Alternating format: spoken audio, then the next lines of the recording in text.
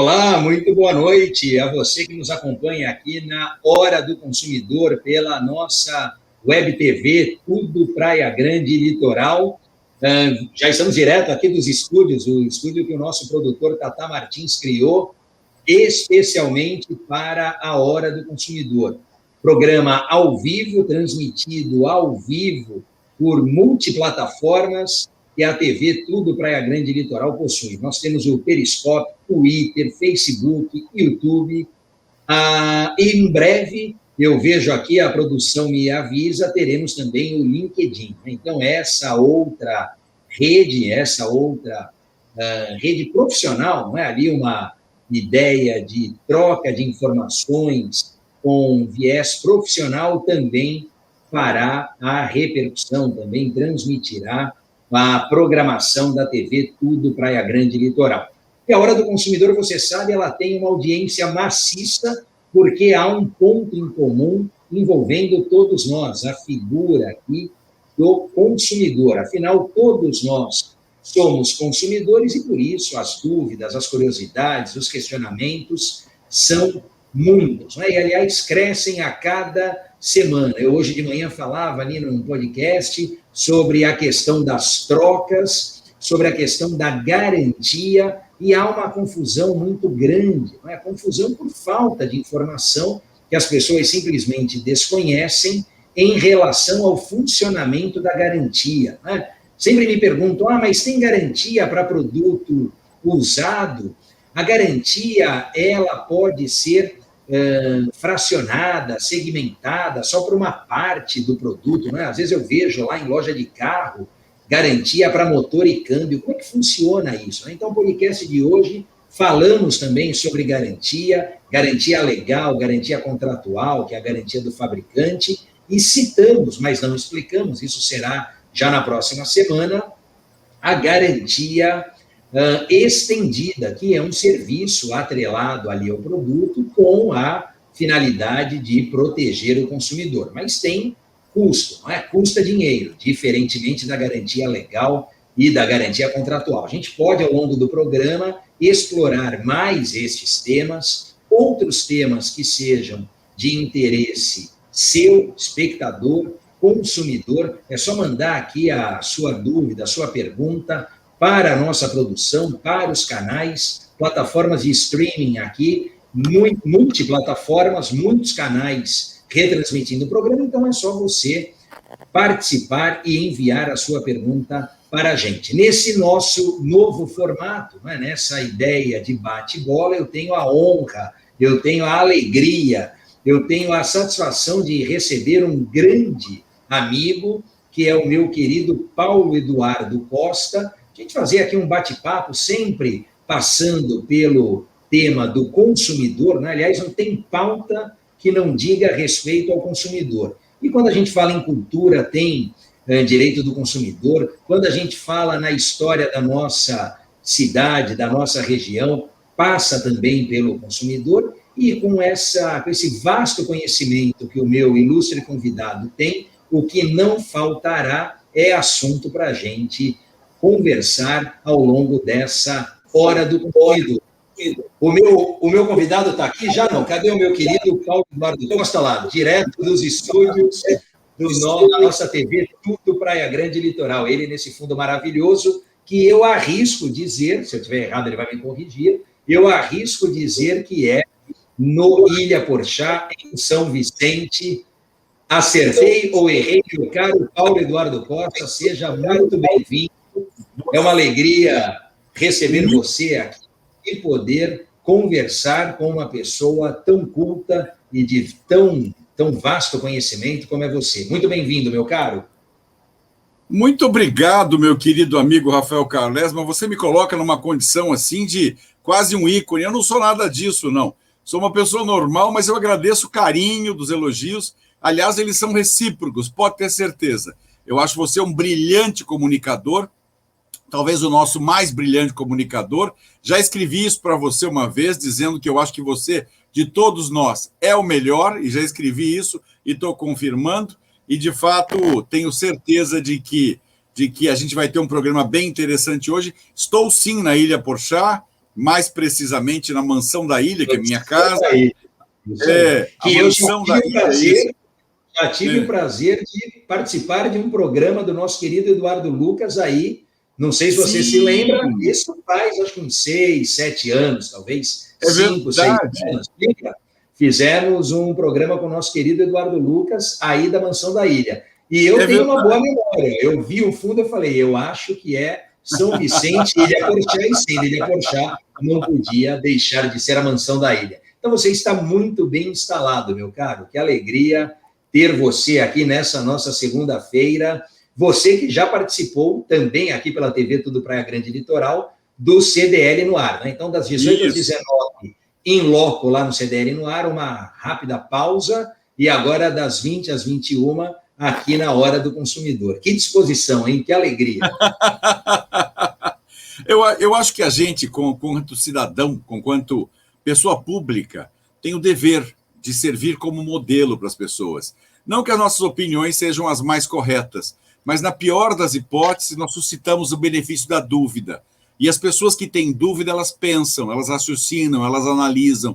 Então, é legal a gente estar servindo, ainda que de maneira precária, como modelo. Eu fico muito honrado. Por isso que eu aceitei participar de um programa com intervalo de 1 hora e já o seguinte. Então, é um prazer enorme. Ainda mais com você, né, Rafael? É uma delícia.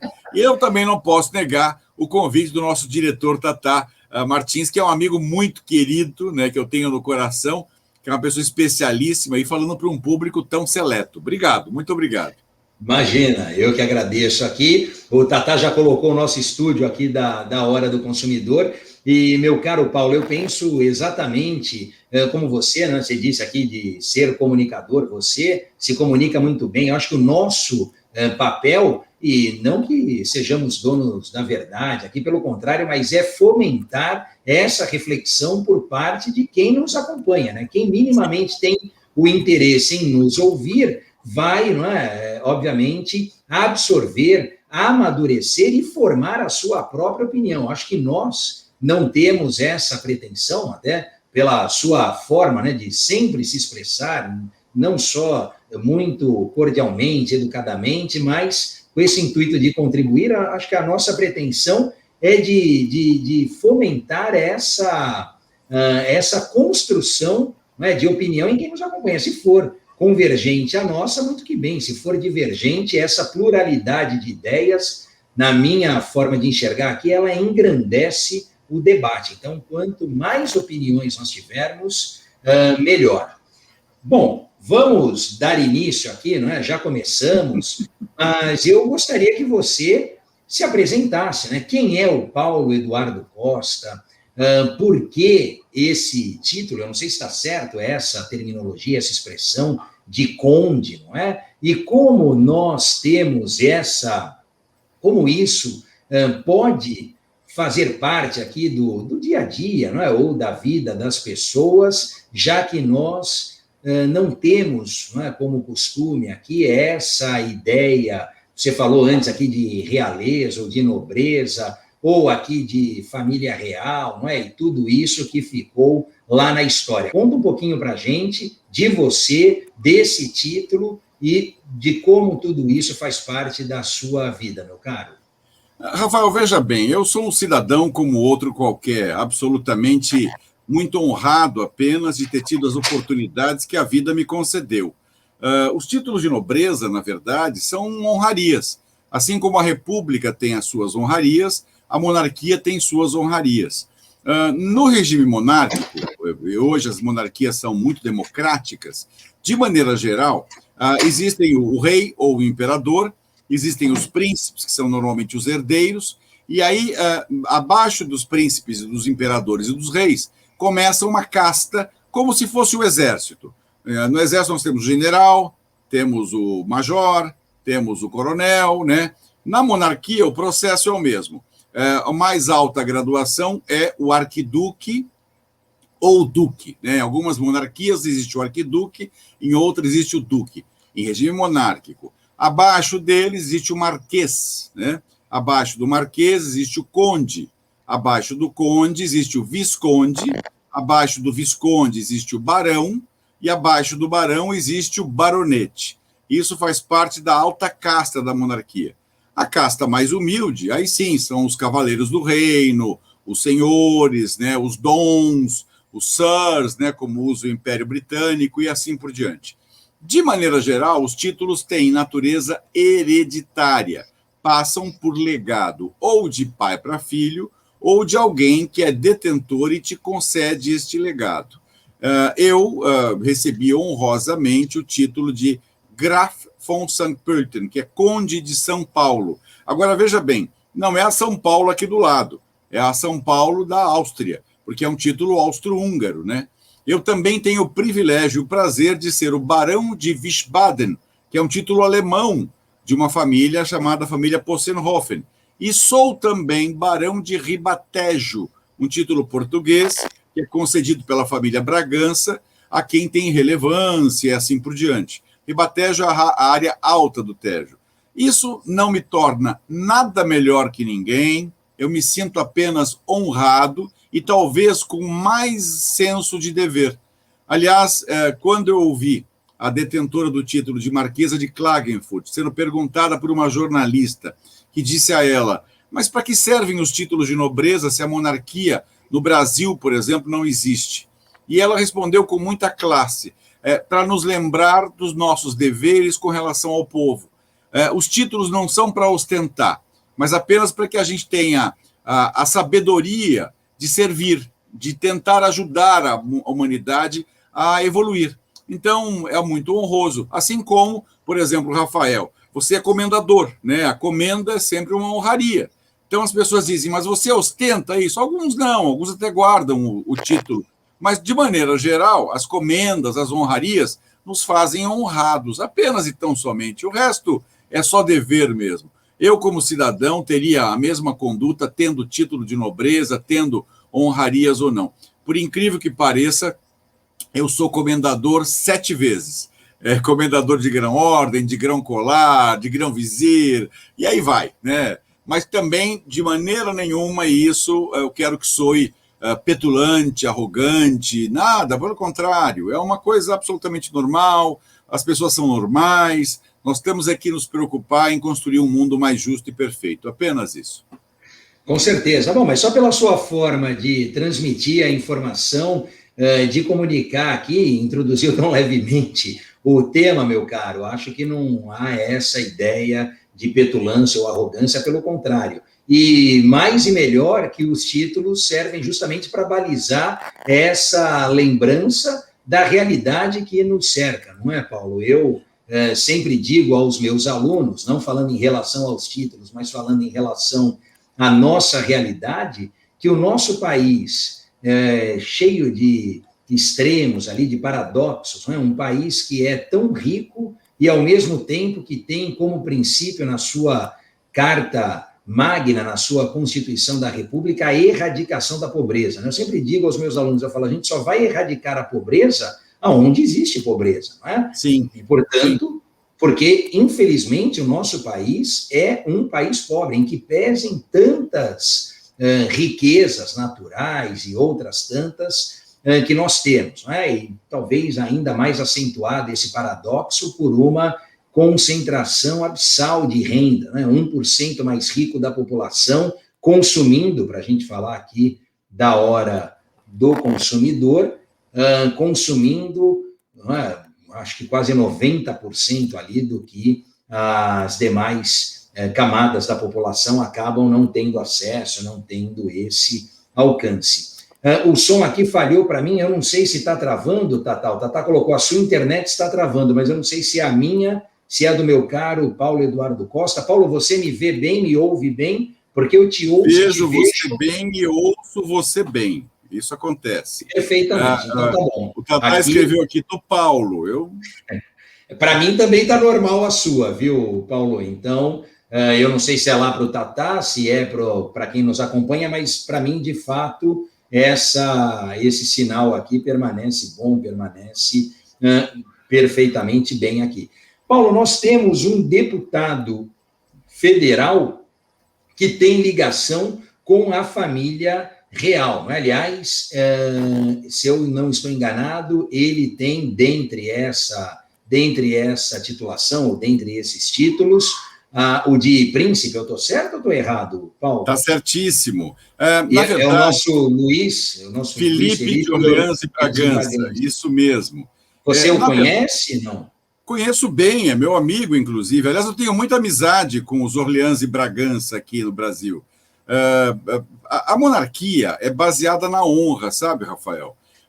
Eu sou um ferrenho monarquista, porque na monarquia não existe traição, canalice, mau-caratismo, oportunismo. Tudo na monarquia é baseado na honra, nos valores familiares. Então, por conta disso, a gente busca sempre, na essência de querer construir uma sociedade melhor, a gente busca que o regime monárquico ainda possa ser restaurado. E os herdeiros naturais desse pretenso trono brasileiro, até por uma questão de sucessão e hereditariedade e legitimidade, é a família Orleans e Bragança, hoje representada por Dom Luís de Orleans e Bragança, que é o nosso imperador de jure, ou seja, é o imperador que não tem trono, mas que seria o imperador caso fosse restaurada a monarquia no país. O segundo da linha de sucessão seria Dom Bertrand de Orleans e Bragança, que tem o título de Príncipe Imperial do Brasil. Não preciso dizer a você e nem aos nossos telespectadores e ouvintes de que eles são rigorosamente preparados para serem chefes, né, de um Estado, ou minimamente alguém ligado à administração de um Estado. Para que você tenha uma ideia, Dom Bertrand fala fluentemente 7 idiomas. É formado em Direito pelo Largo São Francisco e pós-graduado na Sorbonne, em Paris. É uma pessoa que tem uma cultura vastíssima, aliás, todos eles têm. Luís Felipe seria filho do terceiro na linha de sucessão, Dom Eudes de Orleans e Bragança, que até recentemente produzia vinhos, ele tinha até o vinho chamado Dom Eudes. Mas Dom Eudes, por ter se casado com uma plebeia, e na monarquia não há essa possibilidade, até você pode casar com uma plebeia desde que haja uma autorização formal da Casa Imperial, e Dom Eudes casou-se com uma plebeia, então produziu Dom Luís Felipe de Orleans e Bragança, que é príncipe de Orleans e Bragança, contudo, não tem direito dinástico, ou seja, ele não tem direito a suceder o trono. Então, o terceiro passou a ser não mais Dom Eudes, o pai de Luís Felipe, que faleceu agora o ano passado, mas Dom Antônio de Orleans e Bragança, que é pai de Dom Rafael. Então, há uma sequência. A diferença de um chefe de Estado para um chefe de Estado monárquico, para um chefe de Estado republicano, é justamente seu preparo, né? Nós vemos aí, eu não quero também alertar, mas vemos, por exemplo, presidentes da República falando com erros de português, né? Falando problema, que eu já vi algumas vezes, atropelando a língua pátria, tendo nenhum conhecimento técnico sobre nenhum assunto. E quando você fala de monarquia, eles nascem preparados para serem administradores. As monarquias modernas hoje não são, elas são profundamente democráticas. Praticamente 99% das monarquias do mundo são monarquias parlamentaristas, em que o monarca exerce a função de chefe do Estado. E quem exerce a função de chefe do governo é o primeiro-ministro. Esse sim, eleito pelo povo, com tranquilidade, com conforto. E a diferença entre um regime e outro é que para tirar um presidente é muito difícil. Você tem que ter a concordância de 2/3 do Congresso, você tem que ter processo de impeachment instaurado, e na monarquia não. Se o primeiro-ministro ou o administrador não for bom, o rei dissolve o parlamento, evidentemente que o primeiro-ministro continua administrando até a próxima eleição, são marcadas eleições gerais, e aí é eleito um novo candidato que vai passar a ser o chefe do governo, não o chefe do Estado. Mas a nação não balança, a nação continua com o mesmo chefe de Estado, portanto, há continuidade nos projetos. Na República, isso já não acontece. Ao pé da letra, você sabe tão bem quanto eu, o administrador que entra esquece completamente o que o antecessor fez, evita até continuar com os seus projetos, porque não quer dar, evidentemente, aí bônus, né, para o ex-governante. Na monarquia, isso não pode acontecer, até porque o rei, como chefe de Estado, ele consegue manter aquela hegemonia, e, efetivamente, o que é reeleito vai dar andamento ao projeto já estabelecido. A monarquia, no meu entendimento, embora possa parecer para muitos dos que estão nos ouvindo agora um regime obsoleto, na minha opinião, ele é um regime mais evoluído objetivamente do que a República. Para que você tenha uma ideia, das 20 nações com IDH mais alto do mundo, hoje, 13 são monarquia. Das 10 primeiras, 9 são monarquias, porque a monarquia é baseada nos valores familiares. A mesma hierarquia e respeito que você tem por seus avós, por seus pais, pelos mais velhos, isso está implícito na vida da monarquia. Então, em termos hierárquicos e disciplinares, a população tem mais respeito pelo próximo. Veja no Japão, por exemplo, quando tem um caso de corrupção. O corrupto, aliás, o corruptado, né, o que recebeu a propina, ele se envergonha de tal maneira que ele é banido da sociedade. Muitos, inclusive, matam-se, suicidam-se de vergonha por conta de preservar a palavra chamada honra. Na República, a honra é um tanto efêmera. Aqui, por exemplo, se um juiz for corrupto, ele ganha como brinde a aposentadoria compulsória, ganhando todos os valores que ele ganhava quando ainda magistrado, para você ter uma ideia. Aqui no Brasil, se um senador é senador por 6 meses apenas, ele pode aposentar-se como senador vitaliciamente, ganhando aí 36 ou 37 mil reais por mês até o fim da sua vida. Isso na monarquia não existe. Veja a Suécia, por exemplo, que tem lá o rei Carlos Gustavo e a rainha Silvia, que curiosamente é brasileira. Lá os magistrados vão para o tribunal de bicicleta. Lá não tem a mordomia que tem aqui. Não são 300 assessores, não há desperdício de dinheiro público, né? E a não troca de governo, a estabilidade, é muito mais barato hoje manter-se um monarca do que manter um presidente, porque o monarca tem uma vida tradicional, ele tem a família dele, tem as responsabilidades como chefe de Estado e ele representa a nação. Aliás, ele é a nação, só por isso, nada mais. Ô, Paulo, você assistiu a série The Crown no Netflix, não? Não assisti inteira, né? Aliás, até preciso assistir essa última temporada.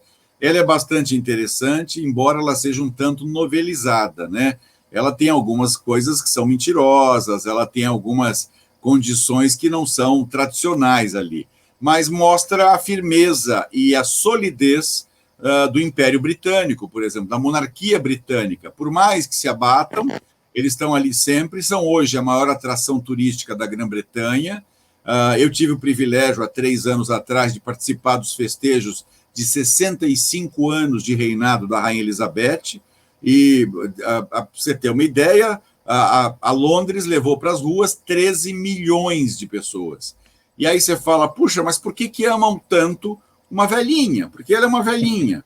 Ela é como se fosse uma avó de todo mundo. E eu, quando vi o príncipe Charles, filho dela, discursando naquela oportunidade, eu entendi por quê. Curiosamente, ele falou, majestade, depois ele disse, mamãe, nós queremos agradecer por você sempre estar lá. E o que significa o estar lá? Estar lá significa, aconteça o que acontecer, você está zelando pelo seu povo, chefiando o seu Estado. Então, há uma pandemia. A gente sabe que ela está confinada, mas ela está lá, viva, mantendo a unidade do povo britânico. Teve a Segunda Guerra Mundial. Lá estava o rei e a rainha, mantendo a unidade do povo britânico e preservando justamente essa estabilidade institucional, que é o que mais tem problemas hoje no mundo. A rainha, na verdade, não é a chefe de governo, ela tem lá o primeiro-ministro, ela já passou por vários, mas ela mantém a estabilidade da chefia de Estado, representa o Estado, tem seu dever, tem seu protocolo, tem seu respeito e a admiração do povo, porque se foram 13 milhões de pessoas para as ruas de Londres e praticamente 4 ou 5 milhões de pessoas assistindo ao redor, é uma coisa impressionante pelas televisões. Aliás, o mundo inteiro assistiu os festejos de 65 anos, com toda a pompa e circunstância. E vou dizer mais, é uma das nações que mais rende com turismo em função da monarquia. Assim também como é a Holanda, como é a Bélgica, assim como é Liechtenstein, Mônaco, a Espanha com o rei Felipe, e por aí vai. Bom, eu quero te dizer que eu engrossei esse número aí de visitantes, que eu também estive lá 3 anos atrás, e uma das atrações era justamente a troca da guarda lá no Palácio de Buckingham, enfim. Então, há toda essa, como eu vou dizer, uma admiração, né? Eu acho que nesse aspecto a série, que é muito questionada pela família real, embora alguns digam, né, que a rainha até se diverte assistindo a série, mas há muitos pontos ali que são controversos e não confirmados, vamos dizer assim, pela história ou pela versão mais oficial. Mas um ponto que me parece muito interessante, que talvez isso, na minha concepção, auxiliasse num resgate de autoestima do brasileiro, de orgulho pela nação, é essa admiração que se tem pela família real. Você falou dos festejos, ou antes ou depois nós tivemos a transmissão ao vivo para o mundo inteiro do casamento de um dos netos, né? Se eu não me engano, ali do príncipe Harry, e também houve ali uma paralisação ali, então algo que desperta esse interesse, essa atenção das pessoas. Paulo, eu vou rapidinho aqui para o intervalo, o Tatá está nos bombardeando aqui no chat, intervalo, 8h30 intervalo, então são 8h31, é quase uma pontualidade britânica aqui, viu, Tatá? Já que a gente falou da família real, não é, Paulo? A gente faz um intervalinho, volta para terminar esse assunto sobre a realeza, sobre a família real, sobre a monarquia. Eu quero ainda falar do Instituto Histórico e Geográfico de São Vicente com o nosso presidente Paulo Eduardo Costa e, óbvio, trazer à tona a discussão do programa, o tema de hoje, que é o nosso consumidor antes e depois de 2020, com esse cenário de pandemia. Um intervalo rapidinho, pessoal, não sai daí, a gente volta já. TV Tudo Praia Grande Litoral.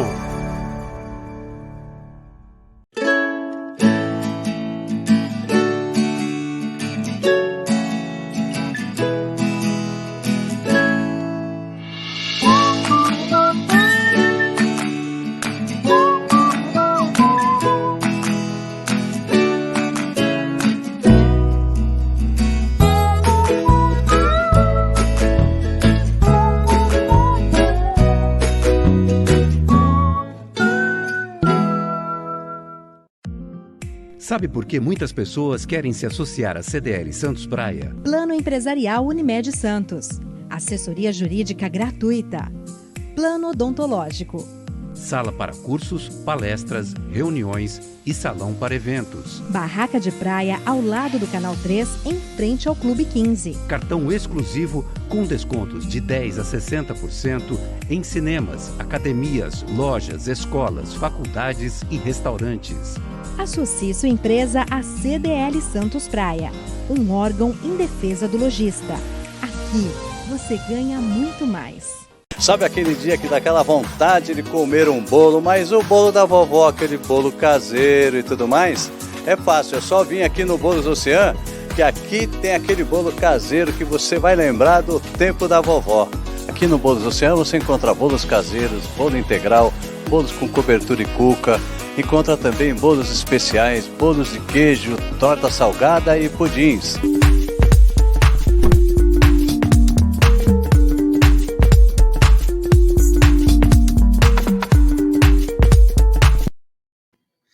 Pronto, já estamos de volta. Não falei para você que era rapidinho aqui, é uma pausa, quase que uma parada técnica aqui, só para a gente tomar um ar, tomar uma água e voltarmos. Eu vou falar com a nossa produção aqui, meu querido Tatá Martins, porque nessa nossa vinheta de abertura, no dia de hoje, eu não vi a foto do meu convidado, Paulo Eduardo Costa, que já retorna aqui conosco, não é? Porque, olha lá, voltei, o Paulo já está aqui, mas o homem é rápido, ó, era para desligar, reiniciar o modem, a internet, e ele já fez e já voltou. Até mandei uma mensagem aqui no particular, ele ainda não viu, lá no WhatsApp, falando, que aula, meu caro, falou tudo e mais um pouco aqui de monarquia, família real. Eu só ia para a gente fechar, Paulo, a gente tem 1 hora de programa só. Quando era só comigo o programa, o Tatá falava que não acabava nunca. Agora que tem convidado, o programa voa, então eu não sei se ele vai aumentar o nosso horário na grade, se a gente vai fazer mais vezes e você vai voltar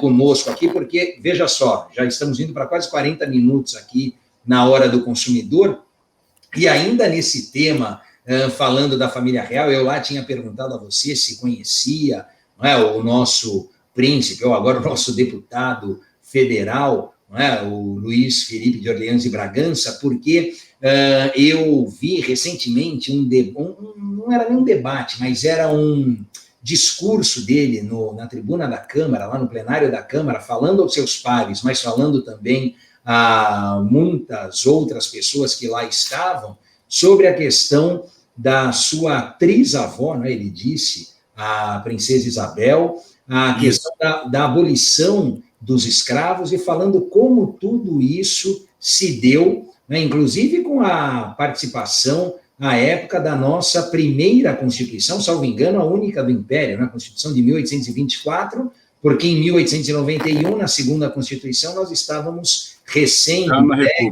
ou recém-chegados ali à República, né, com a proclamação em 1889. Então, ele lá contando e comentando, e aí sempre há aqueles que criticam, que divergem, a gente falou há pouco aqui dessa pluralidade de ideias, não é? Desde que haja solidez, fundamento, embasamento, não há problema nenhum. Não é? Mas me chamava a atenção, primeiro, com relação ao que era, não é? Como a sociedade evolui, a gente fala muito do direito, isso, e, consequentemente, da evolução da sociedade, a sociedade evolui muito mais rapidamente que o direito, mas como há algum tempo atrás, não é? Tudo bem que já se vão alguns séculos, mas como nós tínhamos isso presente no dia a dia como algo absolutamente normal. Não é? Então, essa situação da escravidão, depois da lei do ventre livre, depois da abolição dos escravos, e hoje penso que é algo inimaginável. Não é? Como é que a gente pode pensar que se tolerou, que se aceitou, que se tratou isso como normal nessa época da nossa história? Eu não sei qual a sua impressão, qual a sua ideia sobre isso, mas o discurso dele foi veio muito a calhar ali, porque contou ou explicou coisas que as pessoas ali, né, numa leitura mais rasa, acabam não se aprofundando e tendo até uma visão, penso, distorcida de um assunto, de um tema tão sério como esse. Na verdade, o Brasil, conquanto império, chegou a ser a quarta economia do mundo, Rafael. A quarta economia do mundo. Foi o segundo país do mundo a ter telefone. Primeiro foi os Estados Unidos, com o Graham Bell, e depois o Brasil. Evidentemente, os tempos eram outros. Nós não tínhamos a internet, não tínhamos essa rede de comunicação que nós temos hoje. Os índices de analfabetismo naquela época, evidentemente, eram maiores, até porque a população escrava não lhe era dado direito a frequentar as escolas. Mas Dom Pedro II já era um abolicionista e queria muito ter abolido a escravatura. Ele só não o fez porque as oligarquias financeiras e agrícolas paulistas e cariocas e mineiras, que era o tríade, né, São Paulo, Rio e Minas Gerais, dependiam da escravidão para sustentar as suas economias. Então, houve uma série de ameaças por parte dos fazendeiros de que, se abolisse a escravatura, derrubavam a monarquia, o que de fato aconteceu, porque a princesa Isabel teve a coragem e disse: agora chega, basta. Foi o último país das Américas a abolir a escravidão. E quando isso aconteceu, poucos anos depois, um golpe militar colocou o imperador e a imperatriz dentro de um barco e foram despachados para Portugal. A imperatriz morreu, inclusive, praticamente ao chegar em Portugal, de tristeza, e o imperador morreu 2 anos depois, também em Paris, de tristeza, por ter, assim, sido, digamos, ofendido e humilhado, até porque doaram a sua vida ao Brasil. Dom Pedro II, ao ser enterrado, pediu que fosse enterrado com um travesseiro com terra do Brasil, e isso aconteceu. A família real respeitou muito isso. Hoje, eles estão enterrados na cripta do Museu do Ipiranga, onde estão em segurança. Mas foi um golpe de Estado muito feio que aconteceu com o país. De lá para cá, eu não preciso dizer para você, muitos presidentes da República não terminaram os seus mandados, constituições foram inúmeras no Brasil, já várias constituições, uma pior que a outra, golpes de Estado viraram uma rotina, Desvio de dinheiro, então, virou uma coisa que parece piada agora. Aí você vai me dizer, puxa, mas o Império não tinha? Até tinha, mas as condições eram muito menores, porque na monarquia o que baseia-se é a honra, e a essência da monarquia é a família. Por isso que há essa dicotomia tão grande entre uma coisa e outra.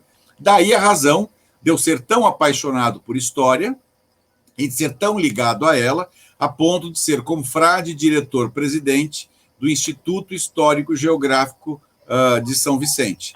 Curiosamente, completando 138 anos na formação original e 62 anos pela formação atual, quando Francisco Martins dos Santos fundou, então, aí de maneira juridicamente correta e com uma identidade jurídica própria, em 1959, o Instituto Histórico e Geográfico de São Vicente. Por isso comemoramos esses 62 anos. Agora, lá atrás, curiosamente, quem fundou o Instituto Histórico e Geográfico Brasileiro, do qual o nosso era um dos branches, um dos ramos, foi Dom Pedro II. Então, há uma ligação muito forte com a tradição. É por isso que hoje aquele complexo envolve lá pelo menos 370 alunos, em termos atualizados, que aprendem vários ofícios, muitos dos quais com bolsa de estudo. Envolve a Galeria de Arte Célula Mater, que é um dos grandes espaços culturais, o único espaço público da cidade de São Vicente, que tem 2, agora 3 pianos, para poder ser usado pela população, e onde, inclusive, tem aula de piano, e ali na Galeria de Arte é incentivado o artista, a qualquer tipo de artista, o pintor, o aquarelista, o crayon, o fotógrafo, né? Ali que acontecem os lançamentos de livros, ali que acontecem as grandes exposições. Anexo à Galeria de Arte existe o Museu Histórico e Geral da cidade de São Vicente, com 26 mil itens, inclusive documentos muito raros, documentos do passado, documentos da monarquia, da república e assim por diante, e objetos belíssimos. A visita ao museu é um retrocesso no tempo, é voltar ao tempo para poder conhecer. E o que é importante no voltar ao tempo? Para você projetar o seu futuro, você tem que conhecer o seu passado, estabelecer o seu presente e criar esse projeto de futuro. Por isso que quando eu viajo para qualquer país do mundo, um dos primeiros locais que eu vou visitar é o museu. Eu quero saber como é que era aquela civilização, eu tenho interesse de ver de que forma eles viveram e sobreviveram, e aí, ao ver eles atualmente, eu digo, puxa, que evolução, eles terão um futuro promissor. É mais ou menos isso. Aí temos também uma biblioteca com 56 mil volumes. Aí você vai me dizer, Paulo, mas biblioteca é uma coisa obsoleta. Não é, não. Nós temos informações lá que pouquíssima gente tem. Livros raríssimos, publicações extremamente raras. Para que você tenha uma ideia, o nosso livro mais antigo é de 1753. Aqueles impressos ainda com a prensa de Gutenberg. Então, quando você pega a folha, naturalmente com luvas, etc., etc., você sente a letra, porque ela era impressa daquela maneira, folha por folha. E os livros contêm riquezas de informação impressionantes, né? Nós temos coleções, por exemplo, que falam da nossa fauna, da nossa flora, que são profundas e importantes, porque vieram do mundo inteiro. Temos publicações em pelo menos 10 a 12 idiomas, além do português. Então, isso é raridade. O imóvel principal, onde está a sede do Instituto, que contém até o Café do Barão, que é um lugarzinho para a gente poder tomar um cafezinho e se reunir de maneira discreta, tranquila e confortável. O prédio principal é de 1890, foi construído por um alemão chamado Karl Helwig, que, por acaso, era o pai da baronesa Pretzelwitz, a esposa do barão Pretzelwitz, que foi o principal morador daquela grande mansão, daquela grande propriedade neocolonial que está lá instalada em São Vicente e Salva, né? E atrás da casa do barão Pretzelwitz está a casa do coronel José Lopes dos Santos, ou popularmente chamado de Coronel Lopes, que foi um dos intendentes da cidade, esta propriedade de 1850. Olha quanto tempo faz isso. A casa está sendo restaurada. O Coronel Lopes, por acaso, foi um dos mais brilhantes administradores da cidade. Ele foi eleito e reeleito por várias vezes prefeito, e naquela época chamava-se intendente, né? E depois o Barão Pritzelwitz foi um grande benfeitor também. Para você ter uma ideia, o que o vicentino conhece como Tapetão, que é aquela avenida da Praia de São Vicente, quem construiu aquela avenida com paralelepípedos e com seus recursos foi o Barão Pritzelwitz. Quem construiu, por exemplo, o prédio principal do Hospital São José, aquele enorme, quando você passa em frente ao Hospital São José e São Vicente, foi o Barão Pritzelwitz. Quem construiu, por exemplo, aquele reservatório de água que tem lá na Biquinha, lá no Morro dos Barbosas, que durante anos atendeu a cidade, foi o Barão Pritzelwitz. Então foi um grande benemérito. Agora, a maior virtude deles foi o seguinte, Rafael, até interessante. Por volta de 1920, a baronesa Hildegard reunia na sua casa intelectuais, pessoas ligadas à cultura. Por acaso, longínquo ano de 1920, o editor-chefe da Tribuna, do jornal A Tribuna, era um cara chamado Menotti Delpicchia, o grande escritor Menotti Delpicchia, o grande poeta Menotti Delpicchia, que por acaso era compadre de um escultor chamado Victor Brecheret, considerado o mais importante escultor brasileiro de todos os tempos. Aquele lindo monumento que tem lá quase em frente à Assembleia Legislativa em São Paulo é exatamente feita por ele, em homenagem aos bandeirantes, gigantesco.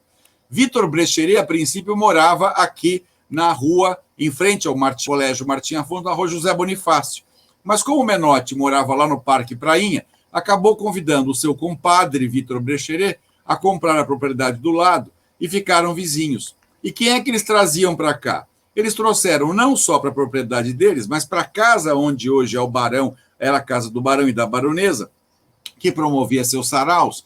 Ele trouxe só Mário de Andrade, Oswald de Andrade, Tarsila do Amaral, Anita Malfatti. Então ali começou o embrião da famosa Semana de Arte Moderna de 22. Ali, em São Vicente, naquela casa, começou a essência do que seria a transformação da arte no nosso país. E aí a coisa desenvolveu muito grandemente, a ponto de termos hoje essa responsabilidade de preservar esse espaço como um espaço cultural que fomenta a cultura de toda a natureza. Eu ia falar justamente isso, né? Quer dizer, você falou em fomentar aqui, você mantém acesa essa chama, essa tradição. Paulo, ali em São Vicente, eu não sei se você concorda, aliás, quando você diz aqui dessa sede principal, eu estou enganado ou é um quarteirão? Porque nós já fizemos gravações lá também. Eu me lembro uma época do Notícias em Debate, que participamos juntos, ali nos jardins do Instituto. Estou certo, Paulo? Está certíssimo. São jardins tombados, a casa é tombada pelo Condefase, pelo Condefat, pelo IFAM. Não chega a ser um quarteirão completo. Tem uma pequena faixa no quarteirão, que é ocupada por um banco e um pequeno prédio.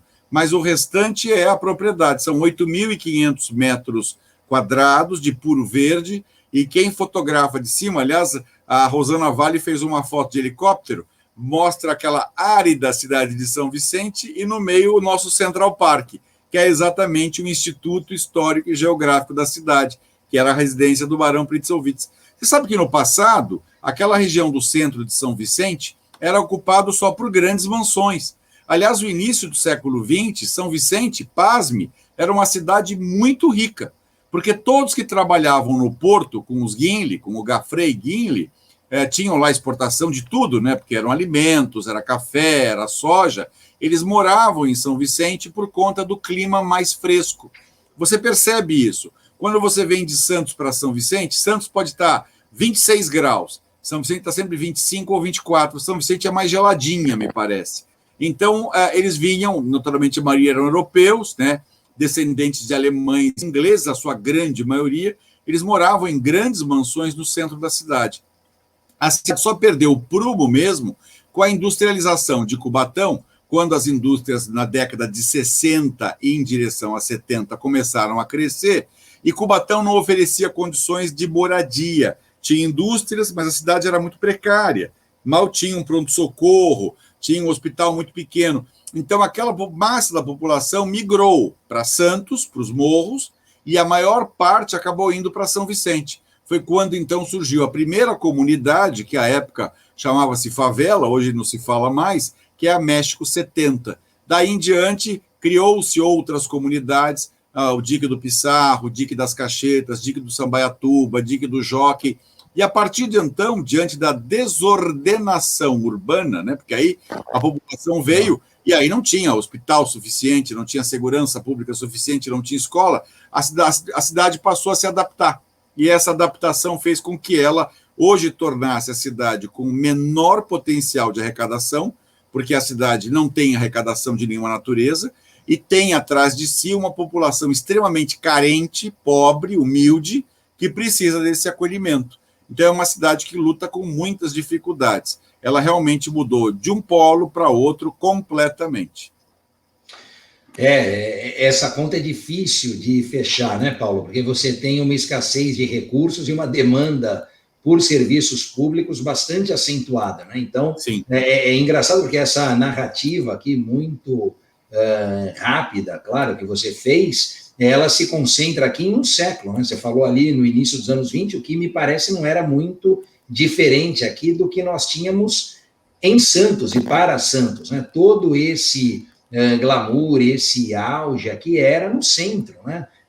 Aqui a região da orla e da praia era ainda uma região a ser explorada, né? A ser ali depois ocupada, se concentrava tudo no que hoje nós temos como a área do centro, ali do próprio Valongo, enfim, se eu não estou enganado. Não está, não. Hoje a gente muda o nome do programa, em vez de ser a Hora do Consumidor, é a Hora da História, que foi uma aula mas eu vou te contar, né? Mas é importante. Vou te contar uma coisa que remonta ao consumidor. São Vicente era uma cidade progressista e muito rica. Ela teve o primeiro trapiche alfandegário das Américas, que é o Porto das Naus, né? Mas em 1543 houve lá, dizem um vagalhão, um maremoto. Hoje há uma teoria que diz que foi um grande meteorito que caiu exatamente da embocadura da Ilha Porchá, que produziu uma onda gigantesca e levou a cidade. Só que assoreou a Bahia. Então o Porto das Naus saiu daqui de São Vicente e foi lá para a Praia do Góis, lá no Guarujá, na Ilha de Santo Amaro. Ali passou durante um período. Só que Brás Cubas, muito esperto, sabendo do canal do Inguaguaçu, que é o canal do Porto, ele realmente levou tudo para o centro de Santos. E aí que Santos começou a ser a cidade mais pujante, mais rica. São Vicente era rica porque os comerciantes de Santos moravam em São Vicente. E aí São Vicente agora deu o troco. Eu vou te contar por quê. Porque o mercado consumidor, e aí volta ao consumo, o mercado consumidor de São Vicente hoje, o comércio vicentino, ele roubou de Santos, do centro de Santos, aquela pujança.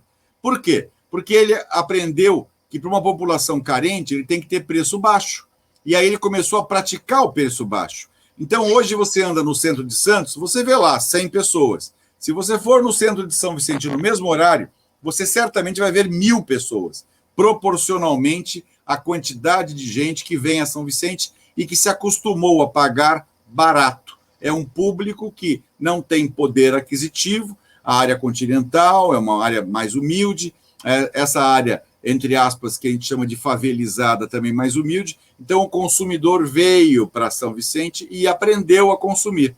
Aí veio o Márcio França, que é um gênio, criou aquele sistema de lotação, aquele sistema de transporte público, que entrava em qualquer lugar. Isso só consolidou este comércio e a cidade hoje, em termos de consumo, é uma cidade que produz muito, que vende muito, que tem um público absolutamente gigantesco. Aliás, essa parte ali do centro, Paulo, é bem a impressão que dá, né? Às vezes, dependendo do caminho que você faz, e ainda mais se usar ali a Nossa Senhora de Fátima, né? Antônio Emerick, depois Nossa Senhora de Fátima, e sair do centro de uma cidade para o centro da outra, você vê essa diferença, né? Uma parece um formigueiro ali, que é São Vicente, com esse comércio de rua muito pujante, e Santos com áreas de consumo, aqui áreas de concentração espaçadas, né? Quer dizer, você tem o centro, mas você tem também o Gonzaga, você tem a Aparecida, enfim, a própria zona noroeste, ali, então você tem algo mais pulverizado, de certa forma descentralizado. O Tatá avisa aqui que a gente tem 5 minutos, ele falou, você vai fazer mais vezes com o Paulo, que o Paulo manda muito bem. Tá, então a gente vai ver a agenda do Paulo, que é sempre uma alegria, não só pela companhia aqui, mas porque verdadeiramente aprendemos. Aliás, hoje você contou um monte de coisa aqui que eu não sabia, eu tenho muito interesse por história, né? A minha minha facilidade, a minha familiaridade não é com exatas, né? Aliás, eu sofria muito na época do colegial, hoje ensino médio, com física, química, álgebra. Nossa, aquilo para mim era grego. E história, geografia, né, literatura, a parte ali de humanas, era muito prazeroso, né? Eu me lembro, Paulo, só para contextualizar aqui para quem nos acompanha, na preparação do vestibular da FUVEST, em uma semana, a mãe de um amigo meu, que era professora de história, ela deu aula para o filho, eu era muito amigo do filho, falou, minha mãe vai dar aula essa semana, se você quiser, vem. E era da 1 às 6 em uma semana, eu sei que a gente aprendeu com ela em uma semana o que eu não aprendi, não é? Ali de história recente do Brasil, do golpe de 64, enfim, sim. E caiu muita coisa no vestibular da FUVEST, eu estou falando alguma coisa ali de 95, tá, quando eu prestei o vestibular. De tal modo que o que me salvou ali foi justamente a pontuação em humanas, porque exatas foi um desastre. Tá? Então, enfim, eu sou suspeito para falar porque eu tenho, né, interesse também pelo tema. E aí, quando a gente tem interesse pelo tema, fica ouvindo, a gente não sente aqui o tempo passar. O Tatá já me avisou que faltam 5 minutos, agora já faltam 4. Eu quero só colocar ali um ponto ali, até dentro do que você falou do Instituto Histórico e Geográfico de São Vicente, Paulo, essa região toda ali de São Vicente, ela tem como se fosse um eixo cultural ali, ela é rica, não é, em cultura. Você falou da Biquinha, tem a Casa de Martim Afonso, tem a Vila de São Vicente, não é? Eu não sei como estão esses equipamentos atualmente, mas eu me lembro, nessa época ainda dos anos 90, se eu não me engano, a Vila de São Vicente, essa remodelagem, ou reconstrução, revitalização, ela data mais ou menos desse período. E é algo que resgata as origens. Você falou que gosta de ir, né, para os países, para conhecer a cultura, saber como viviam, e ali a gente oferece isso, lógico, para os turistas, mas também para nós mesmos, né, para os nossos moradores aqui, para o pessoal da nossa região, para se apropriarem da nossa história, né? Todo mundo sabe, ou muita gente sabe que São Vicente foi a primeira cidade do Brasil, mas outras coisas ligadas a isso se perdem no meio do caminho, sendo que a gente tem equipamento para entregar de mão beijada isso para a população. Verdadeiramente, a nossa ocupação oficial, e embora não esteja confirmada, a primeira visita que a cidade deve ter recebido é em torno de 1493, quando Francisco de Almeida veio para fazer um primeiro reconhecimento. Ele não cita a cidade de São Vicente, mas os mapas que voltaram a Portugal são muito semelhantes à nossa área. E aí um raciocínio lógico, você, embora tenha feito assim como eu, humanas, a gente tem a lógica. O Tratado de Tordesilhas, de 1494, não seria assinado sobre nada. Eles tinham que ter conhecimento que existia terra. Eu não vou dividir o nada, eu vou dividir alguma coisa que eu conheço. Em 1498, soube-se de uma outra expedição que talvez tenha deixado por aqui já o bacharel Cosme Fernandes Pessoa, talvez a mais importante personagem. Eu sei que o nosso tempo está indo, mas eu vou contar rapidinho. Em 1502, Gaspar de Lemos e Américo Vespúcio chegaram aqui pela primeira vez, quando eles nominaram esta ilha, a ilha que compreende hoje Santos e São Vicente, de Ilha de São Vicente, no dia 22 de janeiro de 1502. E 30 anos depois, no mesmo dia 22 de janeiro de 1532, veio o famoso Martim Afonso de Souza para, de fato, começar a civilização, a vida civilizada nas Américas. São Vicente é importante por essa historicidade, porque foi a primeira cidade a ter guarda, ter delegado, ter prefeito, ter vereador, tanto que em agosto de 1532 foi quando aconteceu a primeira eleição das Américas. Então a cidade tem muita história transbordante. A Casa Martim Afonso, que você citou há pouco, por exemplo, atrás dela existe um preciosíssimo sítio arqueológico de uma pequena fortaleza que foi utilizada pelo Martim Afonso e que, segundo a grande historiadora Margarita Andreatta, foi construída por volta de 1502, 1503, bem antes do que a gente chama vida civilizada. Então é uma cidade que te instiga, não só pela história, mas pela beleza da Baía de São Vicente, pela beleza da infraestrutura que a gente tem. e pela beleza que é essa cidade tão acolhedora como é São Vicente. Você conhece muito bem. Conheço e gosto bastante. Aliás, eu já quero deixar aqui o meu convite para você participar mais vezes conosco nesse bate-papo aqui, nessa conversa, que me parece foi muito interessante, né? Aliás, aqui, não só essas informações, mas eu acho que tem muito mais coisa para falar. E aí eu quero contar também uma passagem, uma história, mas hoje eu não consigo mais. Ali da Vila de São Vicente, da própria Biquinha, aliás, coisa que remonta à minha infância, né? Certamente você deve lembrar, ali tinha ainda aquele passeio, né? Com um trenzinho ali da Biquinha, Isso. Parque ali que ficava, depois tinha um shopping, enfim. Então, eu realmente tenho boas lembranças da minha infância, que era lá, né? Embora morando em Santos, ia muito a São Vicente, ao Ilha Porchá. Outro dia, acho que foi na rádio, lá a gente comentou, e vocês brincaram sobre o Mares do Sul. Eu falei, não, eu era pequeno, mas eu lembrava, eu ia na matinê. Né? Então, tem muita história, tem muita coisa boa para a gente falar. E eu tinha muito mais perguntas aqui para te fazer, e certamente quem nos acompanha também, razão pela qual eu quero já deixar aqui o meu convite a você para que a gente possa participar mais vezes juntos da Hora do Consumidor, com outros temas da pauta que ficaram impossibilitados de serem utilizados. Meu caro Paulo, eu agradeço demais a sua aceitação de pronto, a sua participação. A gente está com o tempo estourado, mas sempre tem aqui alguns segundos para as suas breves considerações finais. Um grande abraço e muitíssimo obrigado.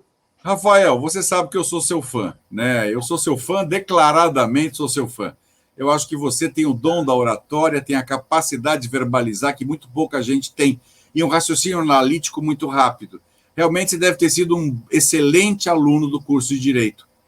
Eu me formei em 85, na então Faculdade Católica de Direito de Santos, né? E pós-graduado pela PUC de Campinas. Mas é assim, eu vejo em você uma capacidade enorme de agregar valores, de passar ideias e de verbalizar tudo isso. Parabéns. Agradeço a você pelo carinhoso convite, especialmente ao Tatá Martins, o querido amigo, pelo carinho de ter aqui nos acompanhado, ainda que aqui na direção geral, esse nosso programa, que eu espero possa ter enriquecido minimamente a qualquer pessoa as informações que nós passamos. E eu prometo que no próximo falamos mais um pouquinho e entramos no direito do consumidor, porque quando dois advogados se reúnem, é sempre uma tragédia. Um abraço, meu querido, muito obrigado. Uma boa noite a todos que nos acompanham. Obrigado de coração e na próxima oportunidade, tenha certeza, estarei com vocês. Obrigado, Rafael. Obrigado, Tatá. Obrigado, Paulo. Valeu, gente. É isso. Então, paramos por aqui. Um bom início de semana a todos e até a próxima Hora do Consumidor. Grande abraço a todos, em especial ao meu caríssimo Paulo Eduardo Costa. Valeu, até a próxima. Obrigado. Tchau, gente. Valeu.